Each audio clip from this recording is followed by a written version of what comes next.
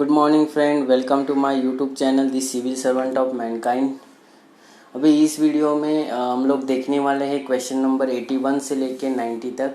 कल के वीडियो में हम लोग ने देखे थे क्वेश्चन नंबर 71 से 80 तक। Now in this video we are going to see detailed explanation of question number 81 to 19 from the previous year question which was asked by UPSC in 2018's prelim exam. The secret of getting ahead is to getting started. कोई भी चीज़, कोई भी रास्ता अगर हमें चलना है तो हमें पहले उस रास्ते पे चलना स्टार्ट करना ज़रूरी है। कि अगर हमें यूपीएससी क्लियर करनी है तो हमें पहले स्टडी करनी ज़रूरी है। तो लेट्स चलो करते हैं स्टडी दोस्तों। क्वेश्चन नंबर 81 पे जंप करते हैं।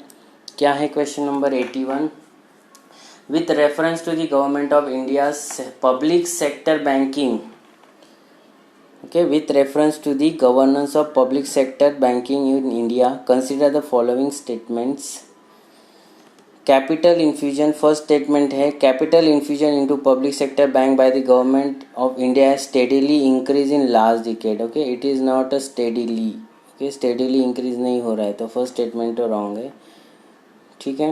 To put the public sector bank in order, the merger of associate bank with the parent State Bank of India has been affected.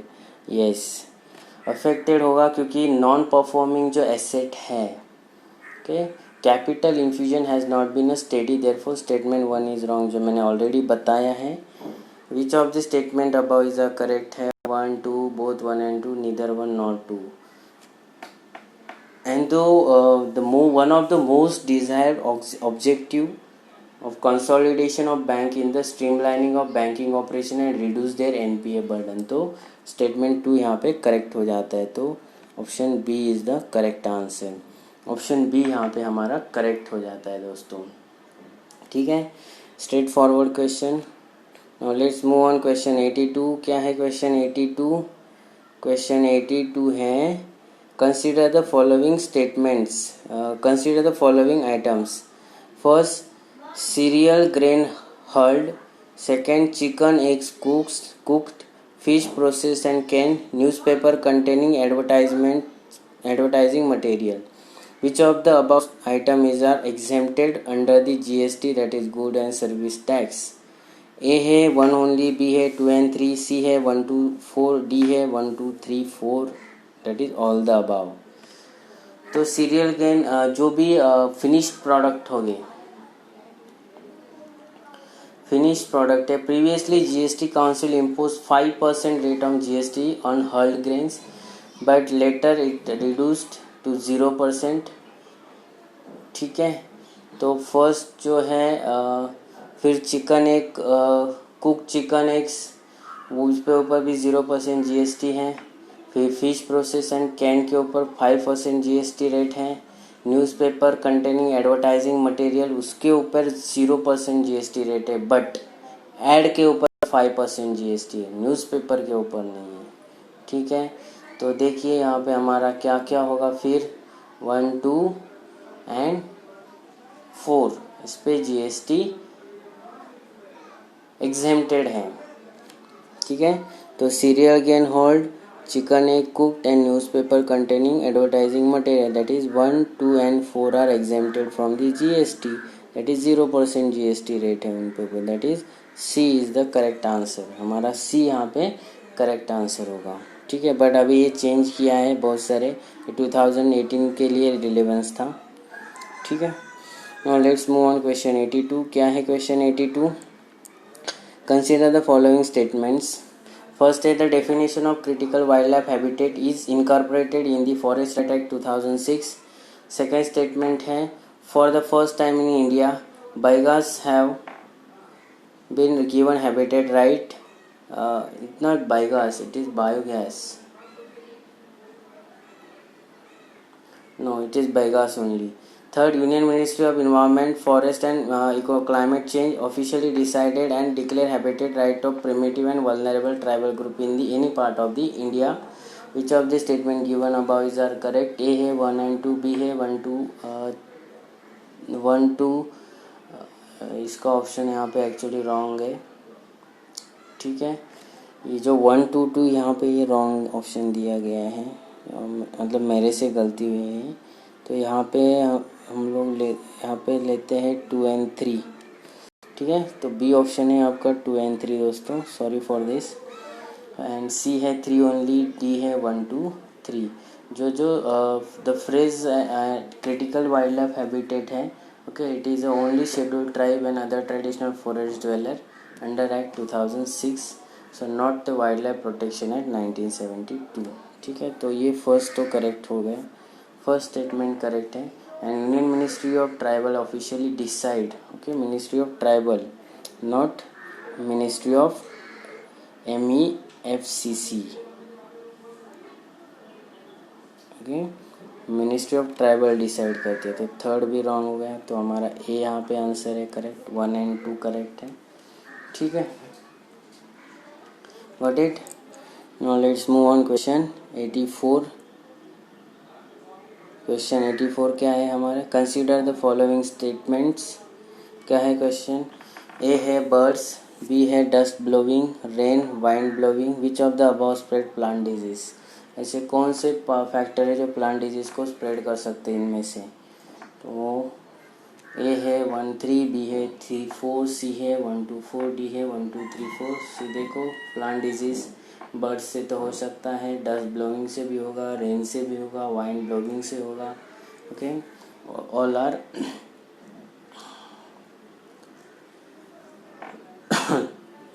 ठीक है। तो चारों यहाँ पे फैक्टर प्लांट डिजीज स्प्रेड करने के लिए हेल्प कर सकते हैं। डी यहाँ पे करेक्ट आंसर है, डी यहाँ पे करेक्ट आंसर है, ठीक है। Now question 85 with reference to the organic farming in India. Organic farming के ऊपर क्वेश्चन है, consider the following statements. First statement है, national programme of organic production NPOP is operated under the guideline and direction of the union ministry of rural development. Second है, the agriculture and process food product export development authority the EPIDA functions the secretariat for the implementation of the NPOP, that is National Program for Organic Production, and Sikkim has become India's first fully organic state. So which of the statement above is correct? 1 and 2, 2 and 3, 3 only, 1 2 3. So first statement है ये wrong है। The ministry of commerce has implemented the national programme for organic production, not the ministry of rural development. Ministry of commerce NPOP को, that is national programme for organic production को implement करती है, direction provide करती है। तो 1 wrong है, तो D and A तो एलिमिनेट हो जाएगा।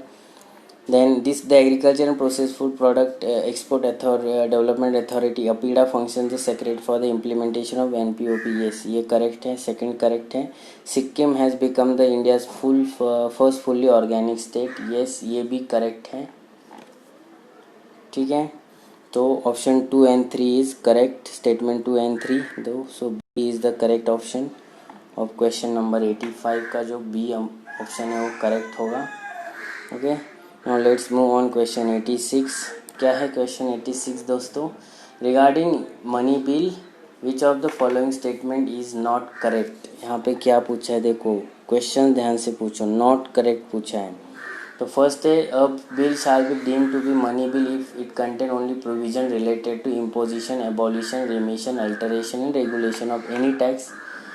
First, a money bill has provision for the custody of Consolidated Fund of India or the Contingency Fund of India.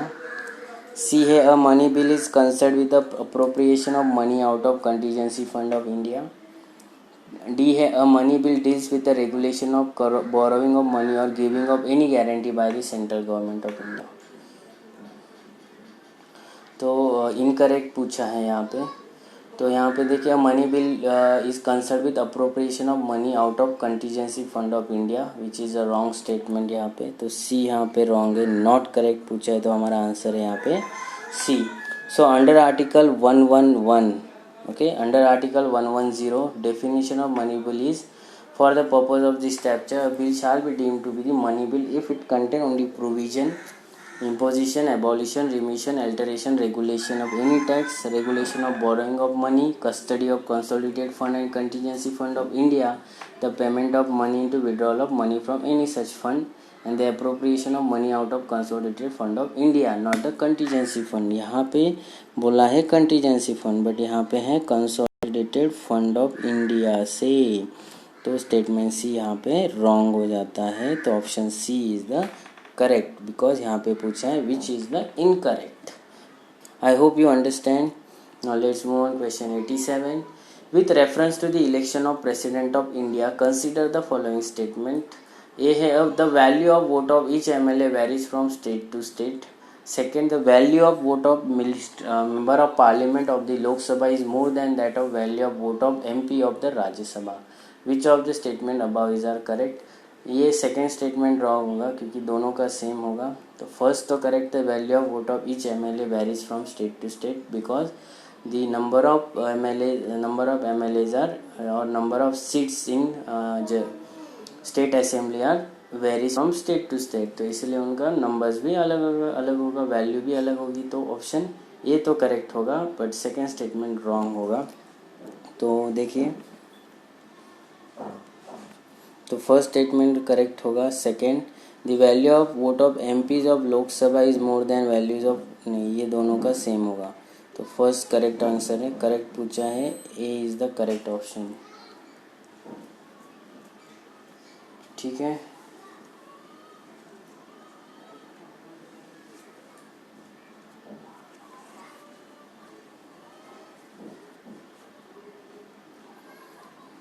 ठीक है. Now let's move on question 88. क्या है question 88? In the Indian context what is the implication of the ratifying the additional protocol with the international atomic energy agency. IEA का जो protocol है उसको हम लोगों ने रेटिफाई किया है, उसका क्या हमें इम्प्लीकेशन है. First, the civilian nuclear reactor come under IEA safeguard. B है the military nuclear installation come under the inspection of IEAE, that is International Atomic Energy Agency. C, the country will have to privilege to buy uranium from the nuclear supply group and the country automatically become the member of NHG. क्या इसके implications हो गए? तो first is the civilian nuclear reactor come under the IEA safeguard, which is the correct. Statement 2 incorrect है. Statement 3 incorrect है. कोई भी ऐसा प्रिविलेज नहीं है कि IEA का प्रोटोकॉल रेटिफाई करने से न्यूक्लियर सप्लाई ग्रुप का प्रिविलेज मिल जाएगा बाय करने का और न्यूक्लियर सप्लाई ग्रुप के मेंबर हो जाए, ऐसा भी कोई भी प्रोविज़न नहीं है. तो A is the correct answer. The civilian nuclear reactor come under the IEA safeguard. तो A is the correct answer of this question.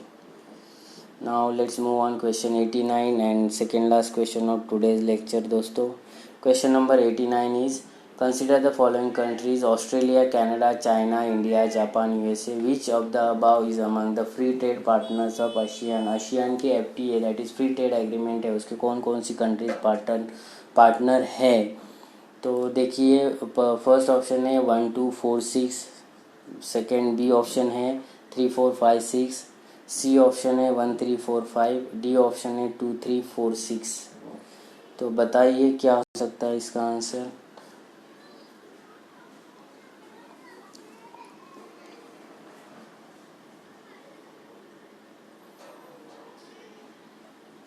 जो फ्री ट्रेड एग्रीमेंट है एशियन की AFTA, that is ASEAN free trade agreement between ASEAN member and the regional trade bloc has signed several free trade agreements. This include ASEAN Australia New Zealand FTA, ASEAN China FTA, ASEAN India FTA, ASEAN Korea, ASEAN Japan Comprehensive Economic Partnership.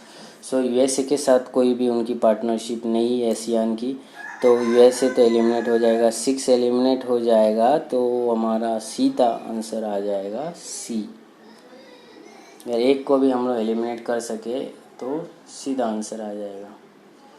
ठीक है. Now let's move on the last. और किसके साथ नहीं है? Canada के साथ भी नहीं है. तो 1 3 4 एंड 5 कनाडा एंड USA के साथ नहीं है free trade agreement of ASEAN की. Now let's move on the last question of today's lecture. Question number 90. with reference to the Global Alliance of Climate Smart Agriculture, which of the following statement is correct? A है Global Alliance of Climate Smart Agriculture is an outcome of climate summit held in Paris in 2015. Sorry, this is not Paris, this is Paris. Okay, ये जो है ये Paris है, ठीक है. Second, membership of GACSA does not create any binding obligation.